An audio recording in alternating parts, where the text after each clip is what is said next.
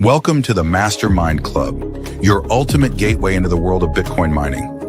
Whether you're just starting out or looking to scale your operations, our vibrant community of like-minded enthusiasts is here to support you every step of the way.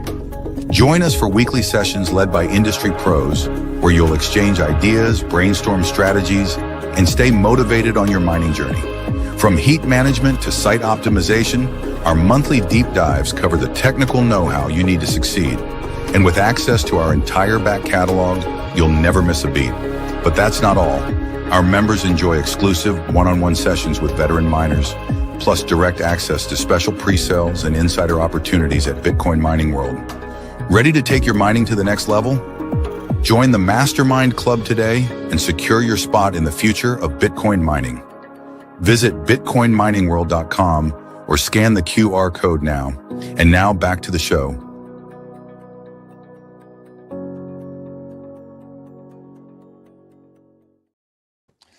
Welcome to MasterMIND. I'm your host, Joel Thomas, and today we're going to dive into the world of Bitcoin custody, treasury, lending with Matt Cohen from Unchained. And this is a really critical part of a Bitcoin miner's life that definitely doesn't get enough attention. So I'm super excited to dive into this with you.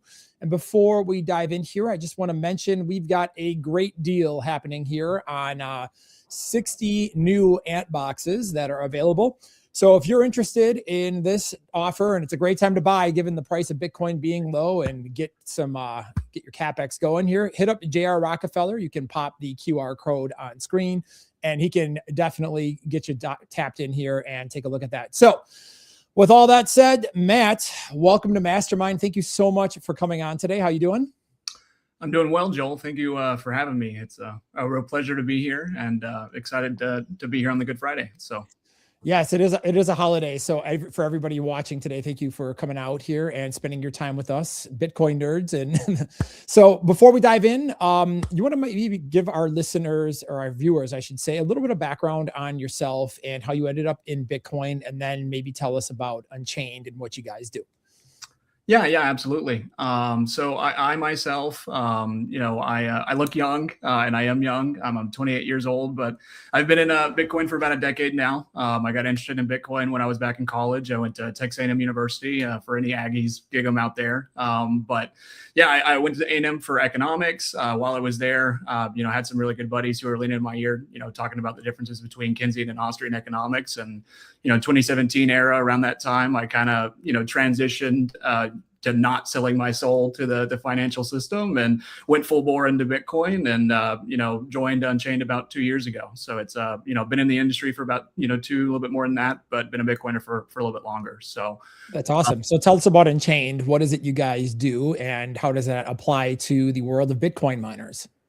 Yeah, that's a great question. Unchained is, originally started back in 2016 as a Bitcoin-backed loan company. And we all kind of know how important, Bitcoin-backed loans are to the Bitcoin miner's life. But we really pioneered, I would say, the Bitcoin backed loan model initially with the no re-up application model, and transparency and collateral, and being able to, view where the collateral is on chain. And we can, dive in a little bit more into the details later. But, that really kind of grew into a more of a broader offering where we're able to, kind of pair, I would say, the foundation of no counterparty risk and, focus on no single points of failures alongside, access to a lot of the traditional financial services that, a lot of people have become accustomed to over the last, however long the fiat system's been running. So we try to marry, convenience, but still, rely on sovereignty as our foundation. And so, the kind of pillars of how we run our organization are, Bitcoin as a common purpose, right? We're a Bitcoin only company. We focus on, what we do best and what we believe is the future. And then, we pair that with low time preference, building for that long-term future, as well as, owning everything along the way. We have a real culture of celebrating ownership and focusing on, what we do and own every single day. So it's a great place to work, live. I feel like I spend most of my time there, but yeah, it's awesome to be here. Well, living in Bitcoin is definitely the only way to live, I think, for a lot of us. So it's great. I think all of the wonderful companies and services out there that people are offering. So let's talk about custody here for a bit. I think this is a really important topic, and it's an important one for miners because obviously the amount of custody increases every single day if you're a miner. Depending on how many times you have, if you're pool mining, you know, your Bitcoin goes from your pool to your wallet. So, I mean, for some of us, I think it's daily or even hourly, we're getting deposits. And then there's other people where, depending on the scale you're mining, it might be something that happens once or twice a week. So there's a lot of self-custody happening in mining. So why does Unchained focus so much on single points of failure and counterparty risk? And why does that matter, especially for miners? What do you think? Yeah. So, I mean, that's a good question. And you know, I certainly think, you know, with miners in the world that, you know, most people live in, where you're worried about infrastructure costs, you're worrying about servicing the sites, worrying about power costs, you're worrying about financing, you're worrying about employees and all this other stuff. I think custody can oftentimes kind of fly underneath the radar because, you know, really the kind of the goal is to keep the operation running. And so I tend to, you know, look at this as more of a first principles approach, right? And try to approach this, you know, from the very basics of why custody, you know, matters in that world. And I think you have to really kind of look at it from the perspective of what options are available, right, to miners or to really anybody out there as they kind of get interested in Bitcoin. And there's really kind of two major avenues that people take, right? And it's really the custodial journey, right? You know, and you know, putting your Bitcoin at an exchange for easy liquidation, and you know, the ability to kind of sell and, you know, cover your operating expenses, or you know, like you said, self-custody, right? Which is, you know, the people who are a little bit further down the rabbit hole, who have, you know, maybe lived through a couple of the bad times in Bitcoin's history, who are, you know, realize that the age-old mantra industry of not your keys, not your coins is really truth, and that you can really kind of get burned. But, you know, really on the custodial side of things, you know, I think, you know, a lot of these generations or newer Bitcoiners or newer miners or stuff like that maybe haven't been around for some of the stuff that's happened in the past. But, you know, back in 2022, you know, a lot of people who were, you know, custodying their coins with some of the major providers who, you know, at the time seemed like they were foolproof, bulletproof, you know, weren't going anywhere, you know, the Celsiuses, BlockFis, FTXs of the world.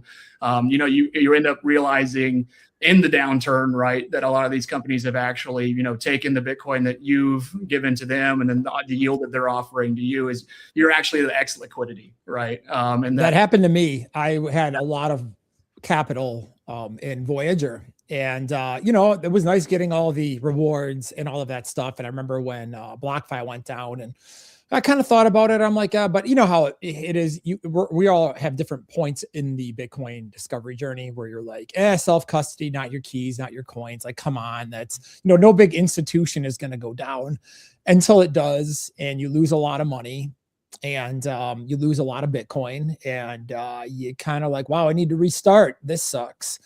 So that's a very, very important point. And I think one that's easy to just kind of glaze over is like, whatever, you know, like if I put my money in Coinbase, it's not gonna, you know, it's not going to go anywhere until they put a freeze on it, or a fund hold or something. Anybody who owns a business that's done payment processing understands, that's done volume, knows what a fund hold is like and how stressful that is for operations. Yeah. And that's exactly the point, right?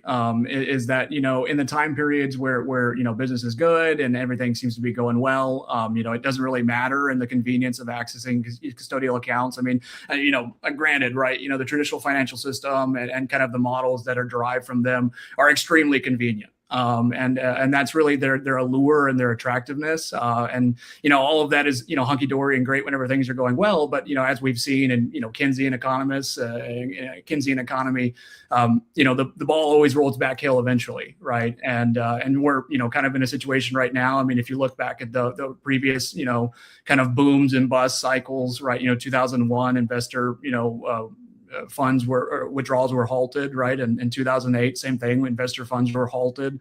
And, and kind of right now we're experiencing a similar experience, right? With, Blue Owl and Blackstone and kind of private credit restricting withdrawals. And, this has happened in Bitcoin before. And, it's certainly, I would say the reason, from going back to that kind of first principles approach, why Bitcoin exists in the first place, right? If you, look at the first, timestamp that was included in the first block, the chancellor on the bailout or brink of bailouts for banks, right? And so really, people who use custodial accounts, I certainly don't, denigrate them or look down on them. I understand the convenience, but, the underlying facet of why Bitcoin is valuable in the first place is because it's a trustless asset, and you don't have to trust someone with your Bitcoin. You can take control of it. And so I think everyone should take self-control of their Bitcoin, whether you do that on a self-custody, on your own, or with, a partner like Unchained.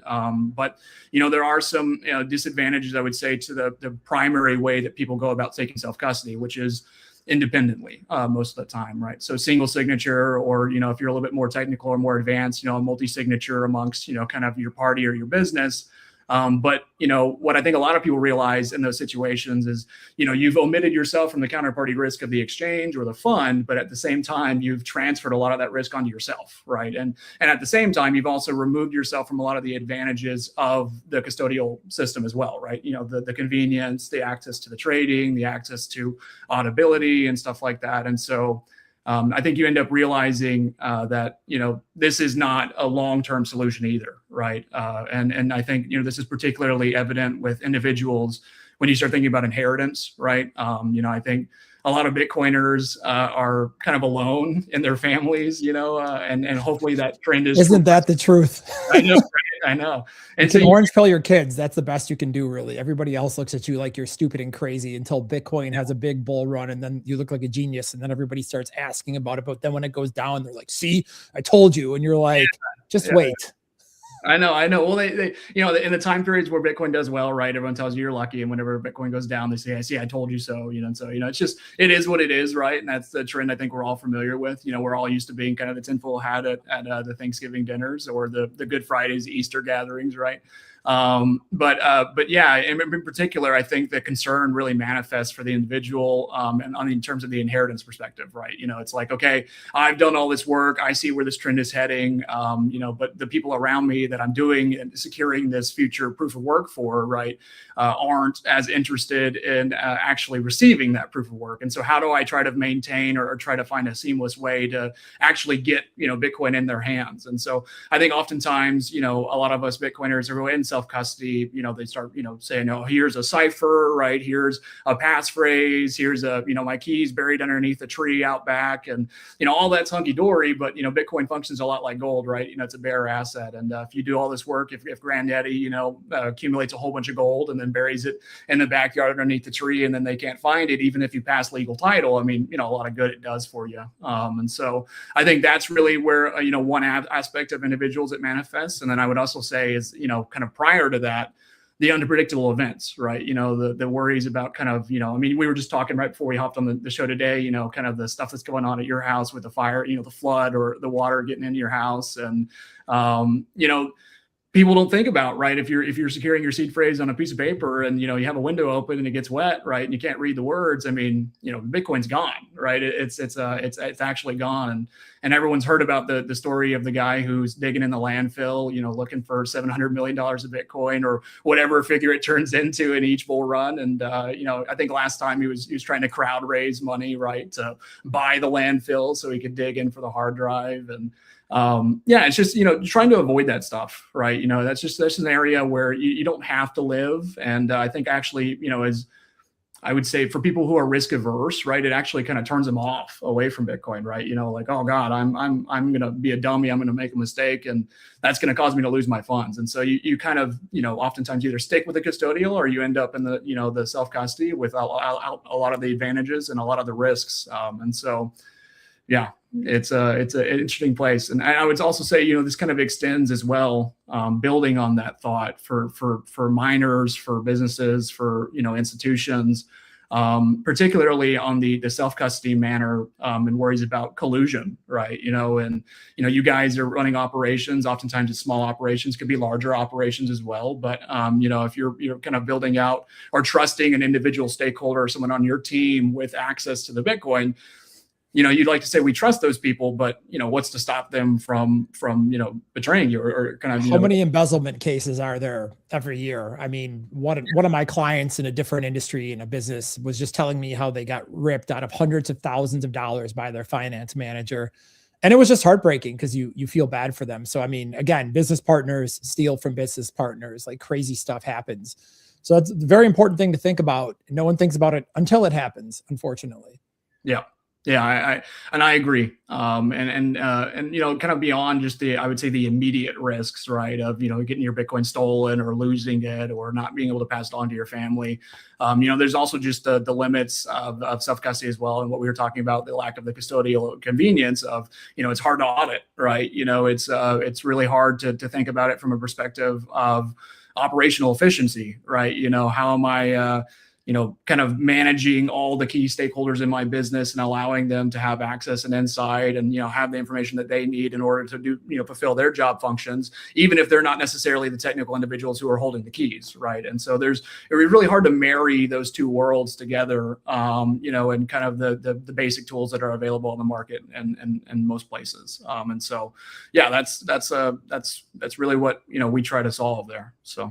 So how is Unchained's model different then? And again, from a Bitcoin miner's perspective, explain how, the current paradigms and stress of self-custody become a little bit easier through Unchained.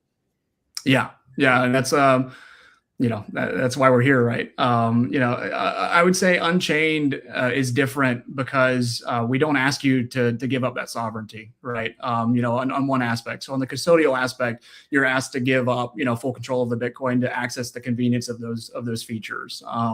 And with Unchained, we'll never ask you to do that. And then on the same side, within single signature, the worries about, inheritance, worries about, losing keys and things like that, right? Our model is intended to kind of give you no single points of failure, right? It's fully redundant in that, if you utilize it correctly, right, it protects you from a lot of the worries of collusion, of unpredictable events and things like that. And really, I would say the foundation of how that is multi-sig, but multi-sig with a little bit of twist that we call collaborative custody, right? Which is essentially, multi-sig is great, multiple keys. And for those out there that aren't familiar with multi-sig, multi-signature, single signature. It just really all it means is multiple keys and kind of structuring it how you want to. And I think a lot of people do this independently where they have, their own multi-sig setups, but collaborative custody is different in that you partner with an institution, right? To really kind of have your back and kind of help you in these situations that might arise. And so Unchained in particular, we focus on a 2 of 3 model, which is, pretty popular. I think a lot of people out there are relatively familiar with it. But, if you aren't, right, the idea is that Unchained holds 1 key and our clients hold 2 keys. There are 3 keys in total, and any 2 keys are actually necessary to access the Bitcoin. And so if we pull back that onion and kind of like, look a little bit deeper there, you can see some immediate discrepancies between, the custodial model and that. Since 2 keys are necessary to access the Bitcoin and our clients hold 2 keys, they have full unilateral access to the Bitcoin 24/7, right? This is actually Bitcoin that's within their control. Unchained can't stick our hand in the proverbial cookie jar and, try to access it or, control it independently. But at the same time, right, we also have some flexibility and versatility in being able to assist you in some of the previous situations I mentioned, right? So if you have 2 keys and you do have a fire, you do have a flood, or say one of your sites catches up in flame or something like that, and you lose access to one of these keys, right? Unchained has that extra key in reserve that we can help you recover the assets, right? And so we, truly function as a kind of a new age financial, company, but transitioning away from kind of the old bad stuff in the traditional financial economy, which is, the absence of control. We want to actually be a partner for you as opposed to, being a babysitter is the way I would phrase it. And so really from there, from that model, the underlying model of the 2 of 3, where our clients hold 2 keys and Unchained holds 1, we then enable you to kind of structure that in a legal perspective, bringing back some of the convenience into the, the system, right? That you can, title the Bitcoin to your individual. You could title it in an IRA, where you could hold the keys on your own. And then, obviously, on the business side, right, you can custody the Bitcoin to the business, titled to it. And on the same side, on the inheritance side, with trust structures, right? So you've got business, IRA, personal, and trust. And so that allows you the flexibility to kind of, make sure that you have the title to match your estate or the structure of the organization. And then we kind of take that, a little bit further by allowing you to kind of, build software layers on top of that, right? So we have something called like an approver quorum, which I think is going to be particularly interesting to the, the firms out there, the miners who are thinking about their businesses, because we build a software layer on top of the 2 of 3 model, right? So it's kind of like another quorum on top of the original, mechanism. So I guess what I would phrase that is if you've got, 2 people who want to hold keys on your team who are technical, who are involved in kind of the day-to-day operations, but you've also got a CPA and you've also got, a financial advisor, or you've got a treasurer or something like that, who is not technical, who has, a lot of traditional financial experience, but is not familiar with Bitcoin. Well, then you can, put a signing layer on top of that, where if they, if they need insight, right, the 2 key holders can sign the transaction, and then it goes and pings, the other stakeholders involved in the organization, so they can come and review and approve or deny the transactions as well. And so it kind of gives you the flexibility to have the redundancy and the security, but also at the same time have everybody in your organization involved and focused, and be able to make decisions as a group. So to me, what I'm interpreting that is it's like scalable layers of security on your self-custody, and it de-risks it and makes things more efficient, but at the same time, more secure with less risk of error and, less risk, which I think is obviously fantastic, because as you scale a mining operation or, just your own Bitcoin holdings from an individual side, these are things you definitely need to be thinking about. So, one quick question I have on that is, are there any other ways that collaborative custody would work, like on a day-to-day basis here for small miners? Like, how would that integrate? Yeah. And so, and I think this goes back into, kind of the intro of this conversation, right? Is like, what are miners really focused on, right? And that, custody oftentimes, being the large CapEx, the large operating expenses, the worries about financing and kind of day-to-day operations. And financing those operations, right? That's really, custody often comes as an afterthought. But, in reality, I think, partnering with a collaborative custody partner such as Unchained or others out there, right, gives you flexibility, because we can build financial services on top of that, right? So the same objectives that you're trying to achieve through your single signature custody, holding the keys on your own, or through your custodial account where you have convenience to access a lot of these features, you can do this at the same time while having the advantages of collaborative custody. Because, Unchained in particular, we have a trading desk, right, that works to and from this cold storage model. And it allows you to one, receive your payouts from your pools, right, directly into your vault for your organization. And then, if you're needing to liquidate, right, you can send it to the trading desk to liquidate, get the cash, and then, you're off and running, covering the expenses that you need to. And I would also say, other concerns for, maybe larger organizations or kind of those mid-sized ones is about, paying out, partners, right? Limited partners, LPs.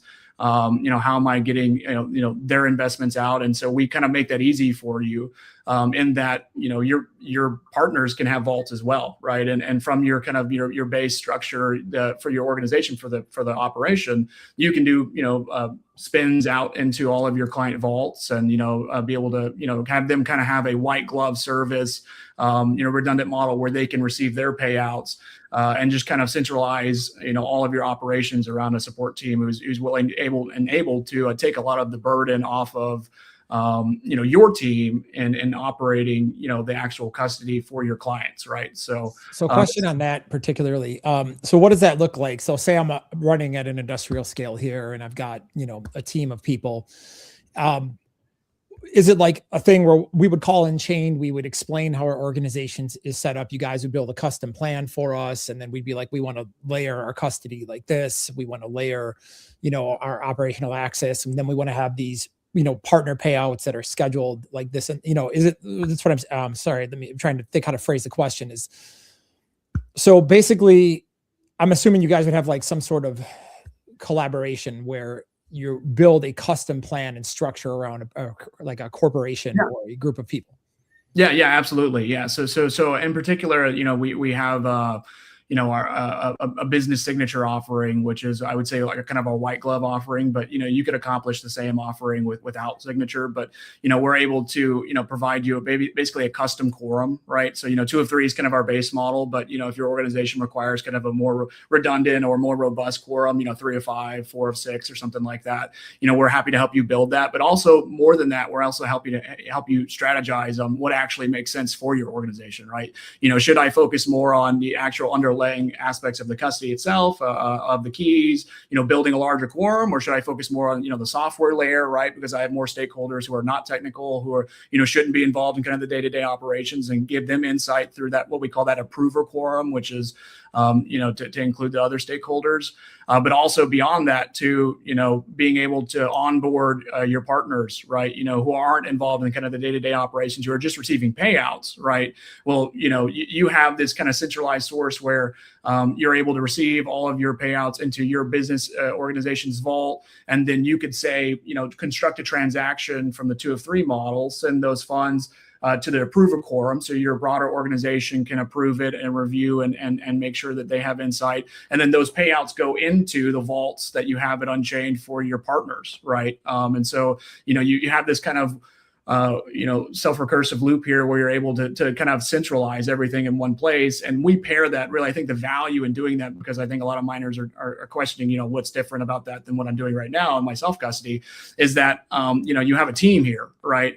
Who is able to, want to answer questions for your partners, technical questions or trading questions, or provide support in a variety of different ways, from a first principles approach. So that's, I think, really the value is that, you can outsource, right, a lot of the worries of your partners and other things to us, and be sure that they're going to receive kind of that white glove experience. So it's kind of a way to take your investing experience to invest in your organization to the next level for the people who want to.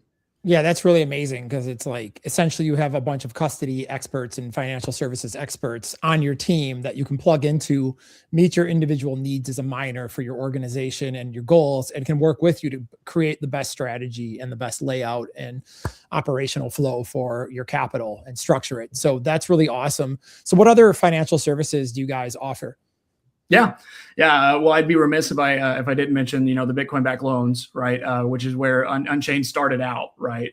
It's going back to our roots there, and really, I guess a little bit of tidbit of history there is that the way that the 2 of 3 model, the multi-sig model for independent custody, for all these different other titling ways, for the individual, for the personal accounts, the trust accounts, the IRA accounts, business accounts, that all derived from the initial collateral model for the loans, because Bitcoin is a valuable asset. And we look forward, with that low time preference approach to just where Bitcoin is heading. And so, in a lot of loan services out there right now, you have custodial accounts, right, where you're depositing the Bitcoin into the account. And then once it goes into the account, you have a number on the screen, but you have actual no way of transparency, of auditability of where that Bitcoin actually is. And so that goes back to kind of the concerns with, the FTX and the Celsius and the BlockFis, what's happening on the back end there. And so Unchained, our goal in that efforts of transparency is to provide a model where you can actually see where the collateral is and be sure, that Bitcoin is coming back to you at the end of the term of your loan. We accomplish that through multi-sig, right? Through basically a tri-party, collateral model where the borrower holds a key, Unchained holds a key, and then an independent key agent, in this case, Fortis Bank, which is a state chartered bank in Colorado, would hold the third key. And so no one organization has unilateral control over the Bitcoin. So, they can't just decide to immediately take it. But then also beyond that, you as the borrower having that key on chain, you can do an independent audit, through the Bitcoin network to make sure that Bitcoin is actually there, right? And, we pair that and marry it with, a bankruptcy remote model, and, the underlying title of the Bitcoin remains with the borrower, which all sounds like kind of like table stakes things that you would expect that most organizations do, but that's not the case, right? When you dive into the legalese and the documents, right? No rehypothecation is actually truly a rare model, because most, think about just from the perspective of a financier, of a lender, who's providing liquidity for loans, right? They want the Bitcoin in their control, right? Because if the market starts to make a downturn, they can immediately liquidate the Bitcoin and recoup their losses, right? And so, Unchained has had this kind of, a little bit of, I would say, uphill battle, and and we're getting, a very good spot, with liquidity providers now, because, in the beginning they were like, why would we do this when we could just take the Bitcoin? And now that we've, got, what is it now? Almost 10 years underneath our belt, we've issued over $1 billion in Bitcoin-backed loans with zero loan losses.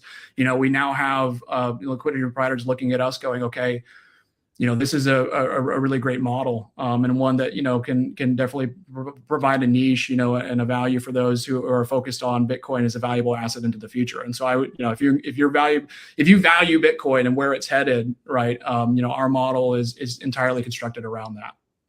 That's really fascinating. And I've always wondered about that, because being a maxi, at some point you're like, okay, I'm going to need to live in a fiat system, unfortunately. And to all of our dread, but you're sitting there like, dude, in 20 years, when the price of Bitcoin is way higher than it is right now, those of us who have been diligent and just been accumulating, there's some point where you're like, all right, I don't want to work anymore. I don't want to, I want to just take all my chips off the table. How am I going to live? I don't want to sell my Bitcoin. I want to pass it on to my generation. So how do I borrow against it safely without that third part, that counterparty risk, where somebody can just be like, mine, or the bank can go down. And, I've always been terrified about that step, but my brain has always been like, well, when I get to that point, I will cross that bridge and figure that out. So the fact that you guys have already put so much thought into how to bridge that gap and come up with the way to actually do it, that makes me feel better, because at least now I know there's one option, even though I might be personally 20 years out. Everybody else is different and has a different timeline. So if you want to peel back the onion a little bit, I think this is a good topic. And I know we have other stuff here we want to cover, but since we're talking about Bitcoin-backed loans, do you want to maybe explain the structure of how that works a little bit deeper? So say, as a miner, we've come in, we've got, I don't know, pick a number of Bitcoin, and we're like, okay, we're good. None of us want to work anymore. We're done. Let's borrow against it and let's go live our lives. What does that look like? What are the risks, et cetera? Yeah. So I would say, obviously the risks, the most immediate risk, right, with almost any of these, tools in the market now for lending is liquidation, right? Bitcoin is a volatile asset, right? In the past year, we've pulled back 40%. And people kind of look at that and they go, only 40? Oh, only 40, right? Yeah. That's a good year for Bitcoin, right? And a down year for sure. For some of us old heads who have been around for some pretty testy times. 40% bigger opportunity. Exactly, right. Peak financial opportunity. But yeah, liquidation risk is the major concern, right? And so Unchained, really what our focus is we do have a higher collateralization level, right? Right now we operate at I would say a 250% collateral to principal, or a 40% LTV. We use collateral to principal. So, if you were how that works for those of us who aren't finance. Yeah, exactly. Collateral to principal. What would that mean? Yep. So if I had, say I wanted to take out, $100,000 in a principal amount of a loan, right? Then, at minimum with Unchained right now operating, and excuse me, I was a little bit wrong there. It's 200% collateral to principal. So if I wanted to take out $100,000 in principal amount, I would need to post $200,000 in Bitcoin collateral.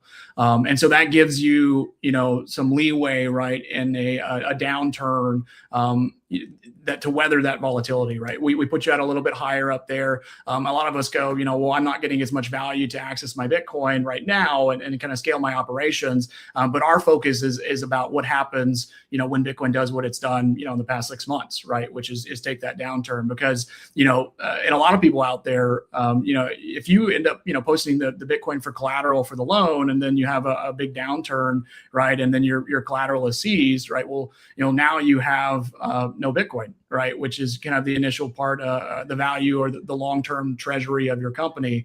And so our focus is actually collateralizing you just a little bit higher, right? Which, I think is counterintuitive to a lot of people, especially if you're considering, just focused on, specific numbers day to day. But yeah, what we've seen is that a lot of the clients who take out, loans with some of those higher LTVs, 60 to 70 to 80%, right? Depending on which model you're in or what company you're with. As soon as you have a downturn, that Bitcoin is seized and you lose all the upside. So you might as well have just taken out an uncollateralized loan, right? And not had to worry about it. So that's really, if you're going to use the tool, the goal is to use it intelligently and smartly.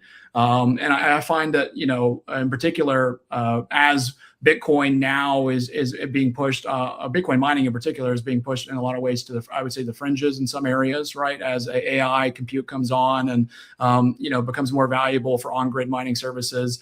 You're seeing a lot of people, particularly and where I work in Texas, right?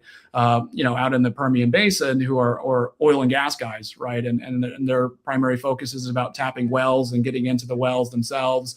And they have, methane or natural gas on top of it, right, that they need to flare off that, due to regulatory restrictions, they can't flare off. And so, they're kind of, out of luck, right? There's no infrastructure in West Texas to ship the gas out. And so what you end up doing is, a lot of these people are now, pairing with Bitcoin miners, selling the gas to a miner, right? Having the miner itself, make the Bitcoin, you get the gas off the well, and then they can access and tap the well itself. But along the way, right, you're also able to sell that gas generally for a higher market rate than what you're able to sell it for, just the broader market in, say, like East Texas. And when you sell that for a little bit higher price, it gives you some flexibility to carve that off into a treasury. And when you carve that off into a treasury, you can then subsequently use that treasury for Bitcoin-backed loans to scale your operations. And your primary focus was, on the oil itself in the well in the first place. Bitcoin's kind of a byproduct, right? And so, it's what I would say is a de-risking, and particularly in some of those stranded or natural gas flaring areas with Bitcoin, back lending, because traditional financing in those models, is kind of betting on the future revenue production of the well itself, right? I go take financing because I'm going to be able to sell this gas in the future, and if you have operational issues as you're trying to tap that, right? Well, then you end up with no gas to sell, and then you lose the well, and then you're underwater on the financing. And whereas with a Bitcoin-backed loan, if you're carving off into a treasury, the Bitcoin takes a downturn, you lose the Bitcoin. Well, that wasn't your primary concern in the first place, right? And so there's lots of different ways to approach it. That's just a very specific example, and my experience with stranded energy. But that's really, I would say, the value of Unchained is, the ability to kind of help you think through a lot of these strategies, especially with some of our sister companies as well.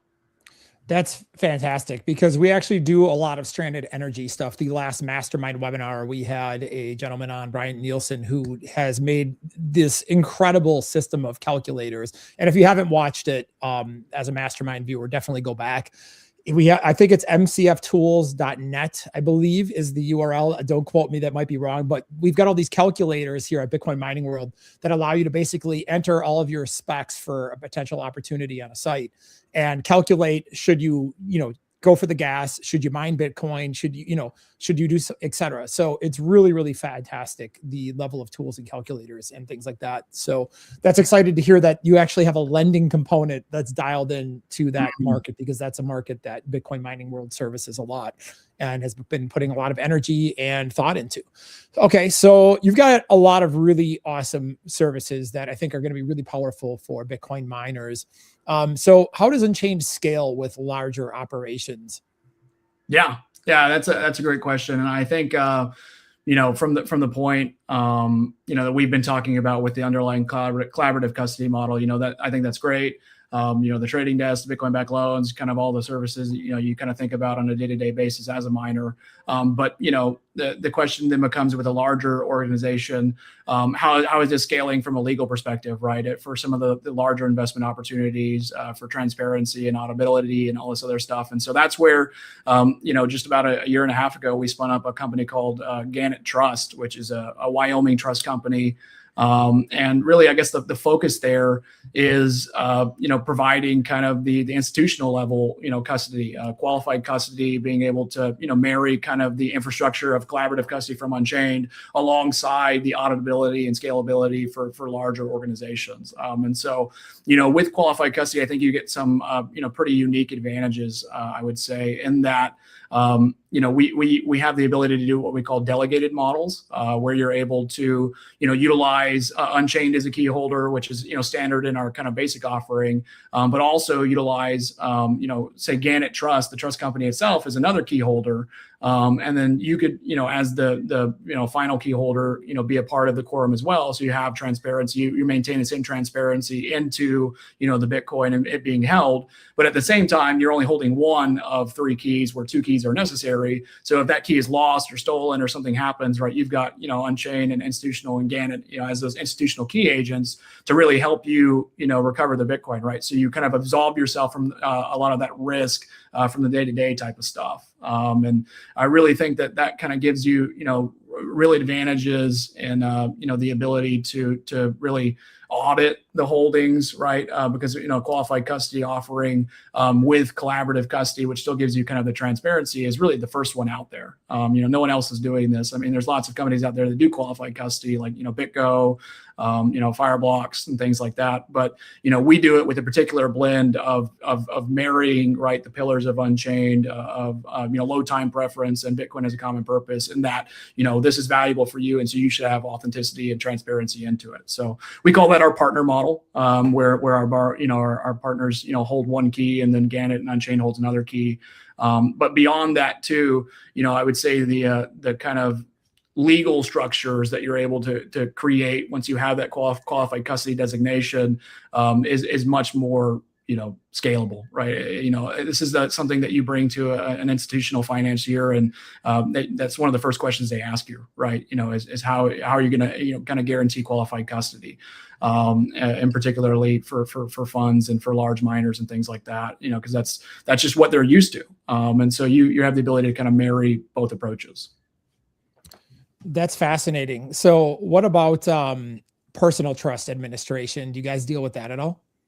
Yes. Yeah. So we do. And thank you for reminding me about that. Yeah. Unchained, we do, institutions on the institutional side, right? But also on the individual side, right? So, from an operator's perspective, if you're living on a Bitcoin standard, running a Bitcoin company, it's just really convenient to have kind of both of them together, right? And so Gannett, in particular, I think is valuable for those trust structures for, some of those more advanced estates, or for people who are, particularly interested in, kind of maintaining their wishes into the future, right? Which is really, I would say, the advantages of trust structures, beyond all the tax and all that stuff that I would say I'm not qualified to speak to. But, really, Bitcoiner is one of our major concerns. Even if you do have an inherited solution to get the Bitcoin to them, they're just going to sell it right away, right? I told my kids that if they sell my Bitcoin when they inherit it, I said I will rise from the grave and I will haunt them for the rest of their lives. Yeah, right. And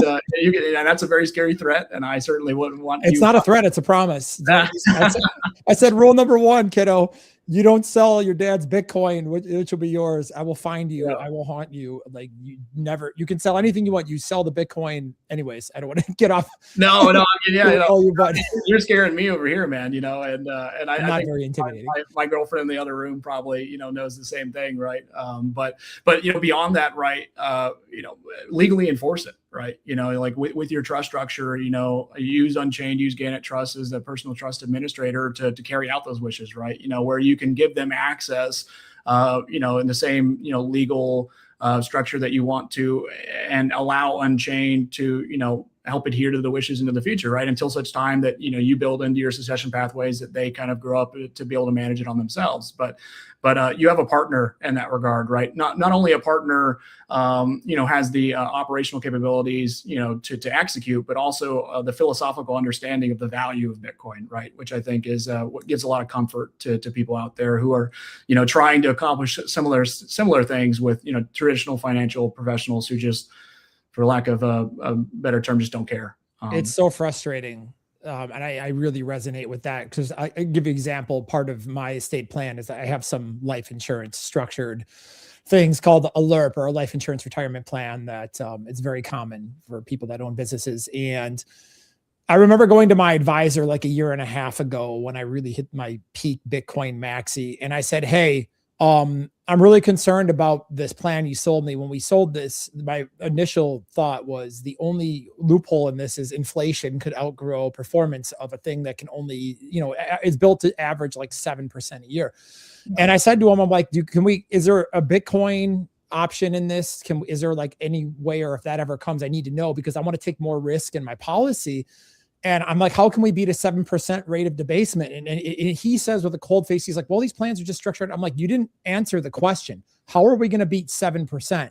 And he just repeated, like, it broke his brain. And then I'm like, I need a new advisor. This is terrifying. My guy's a moron. No offense to him, but, and I don't want to be rude, but that really, but when you tell me about that, that really resonates because again, having just done my own, or I should say updating my own estate plan and having multiple children, I think about like my wife doesn't understand Bitcoin. And boy, that's terrifying because she would probably sell it immediately and do something stupid like pay off the house. Like really, you know what I mean? You're not a Bitcoiner listening to that. We sound crazy. So I think about like, so I love the idea that you're right. You could structure into your trust a set of rules that says, hey, children or spouse, you can do anything you want with our assets. You cannot sell the Bitcoin. And this is the structure of how that's going to work. So I like that you guys could potentially be a partner to help advise in a situation like that and handle it correctly from a Bitcoin perspective, because I feel like most financial advisors, most estate attorneys and et cetera are not thinking about this because they're not Bitcoin maxis. And like to them, we're some fringe group of people who are crazy. So that's really, really important. Yep. So maybe break that down a little bit, maybe talk about like the trustee side of it. Yeah. So I would say, in particular, I guess, people who come to Gannett, or just kind of ask about it, have questions because, generally, someone who's interested in a trust company has some elements of relationships to, previous trust structures or things like that. And so I would say the beauty of Gannett is, you can use this as a directed trustee or an administrative trustee, which, essentially means that we handle the operational kind of day-to-day, aspects of Bitcoin management, from a technical perspective and from a financial perspective. But, we're also subject to, kind of the wishes of your external advisors, right? And so, you kind of marry the two together, right?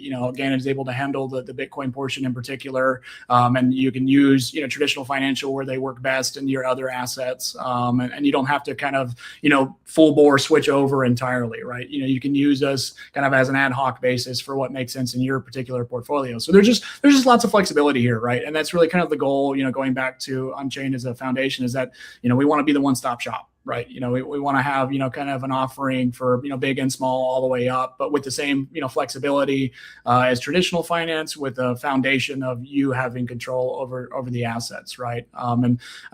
There's, we've spoken a lot about, Gannett Trust in particular, which I think is, about kind of the trust structures. But at the same time, there's another arm of that business as well, which I think is also sorely lacking in traditional finance, which is just RIAs, right? Registered investment advisors. Most people think about, like to your point, what you were just talking about, 7% interest rate, how are we going to beat that inflation rate and stuff like that? Well, they have no clue about how Bitcoin functions or kind of the philosophies of which you structure your investment lens into the market. And so we have Gannett Wealth Advisors, which is, I would say, kind of to bridge that gap. Right. Whereas they're an SEC registered advisor, they hold all the qualifications as a traditional financial advisor.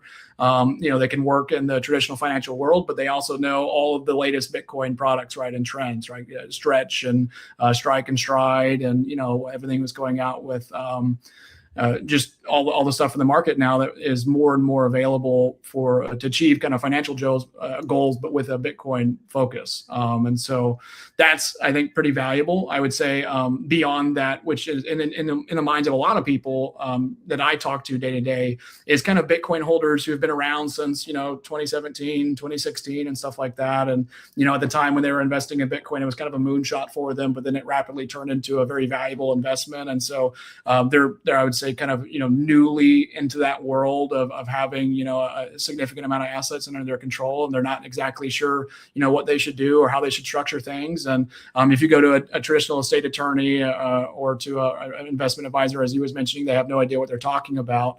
But that's where the value comes in for I would say also the inheritance planning with Gannett Wealth Advisors, as well as you have a very unique asset that has a lot of unique properties, and how do you plan about inheritance in that vein for the future. And so that's an easy, immediate kind of gap filler, I would say, that's kind of missing in the market. All right. Well, that is really, really fascinating. It's super impressive what you guys have put together. And I'm actually very excited to see how the company evolves over like the next 10 to 20 years and, all the other needs that will be met in the market. So I guess my final thought here, and by the way, if anybody has questions, drop them in the chat here and we will answer them. But I think my final thoughts and my takeaway here is you guys are like really a one-stop shop for miners, that's no matter what the scale is, because I mine at a small scale with some hosted mining, and I'm just like, I need this in my life, because again, there's just so many problems with once you go down the custody rabbit hole and you start thinking about, okay, well, what happens if something happens to me? What happens to my family? What happens to my business and the practices? Like, I can't, you're like, who's going to run my Bitcoin mining operation? Like trying to explain this to my wife, it's terrifying for me to think about that. My best hope is my 10-year-old son, but he's got years before he's able to make big boy decisions. So I think to myself, like, wow, having at least some type of structure and so a partner involved that can help you mitigate that is going to make you sleep way better at night. So I like that you're a one-stop shop for both large and small miners,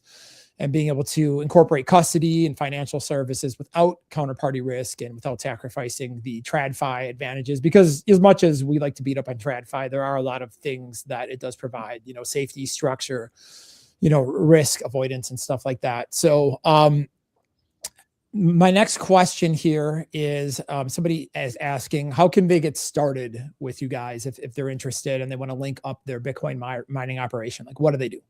Yeah. So, I think that the first step that we always kind of recommend is a complimentary consultation with our team. You go to the website, unchained.com. One of the big buttons there is, the ability to, just book a consultation right off the bat and get connected with our team. And, what we're going to do is sit down and just have a conversation with you. Like, what are your objectives? What is the way your organization is structured? And just kind of level set with each other from the get-go to make sure that, we understand what your needs are, and then kind of go from there. So you can go to, unchained.com. In particular, we have a nice affiliate link here that you can use to schedule a consultation, and I'd be happy to talk with you and see how we can help. That's unchained.com/BMW. And if you are interested in setting up a vault with them, you get 10% off your first vault. The code is BMW10, and I just popped that in the chat, but I will also have this updated in the descriptions for this. So we got a special little affiliate code here for anybody that's on the MasterMINED series. So with that said, we're going to head out. But before we do that, again, I just wanted to mention that we do have 60 new ant boxes that we are getting rid of here and selling. This is a fantastic opportunity for anybody in the market looking to scale while Bitcoin is down and we're in this bear market. So hit up JR Rockefeller, smash the QR code, and he can get you dialed in if that is something that you're interested in looking at. So Matt, I want to thank you so much for coming on to here today and sharing so much valuable information and showing miners and of all sizes of operations better ways to come, I should say better solutions to some of the problems that we have to deal with every day. If you want to check out Unchained, it's unchained.com. And again, if you go /BMW, that we have a little affiliate coupon code at BMW10. So Matt, thank you for coming on. Anything final you'd like to add? No, yeah, I mean, just thank you for having me. It was a pleasure to talk to the Bitcoin mining world. And happy Good Friday, guys. Go enjoy the weekend. Thank you, everybody, for watching MasterMind. Thank you for joining us in the MasterMIND Club, your ultimate gateway into the world of Bitcoin mining. Whether you're just starting out or looking to scale your operations, our vibrant community of like-minded enthusiasts is here to support you every step of the way. Join us next week where you'll exchange ideas, brainstorm strategies, and stay motivated on your mining journey. Thank you for joining us, and tune in next week.